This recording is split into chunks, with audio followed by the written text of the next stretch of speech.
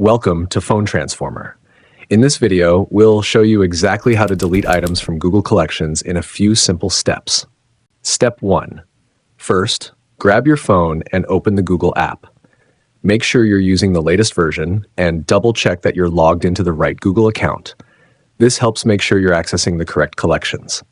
Step 2. Next, from the menu at the bottom of the screen, look for the Activity option. Tap on it to proceed. This section holds your recent actions and saved data linked to your account. Step 3. Inside the Activity menu, scroll to find the Collections option and tap on it. This is where all your saved items are grouped into categories, like images, websites, or ideas you've chosen to save earlier. Step 4.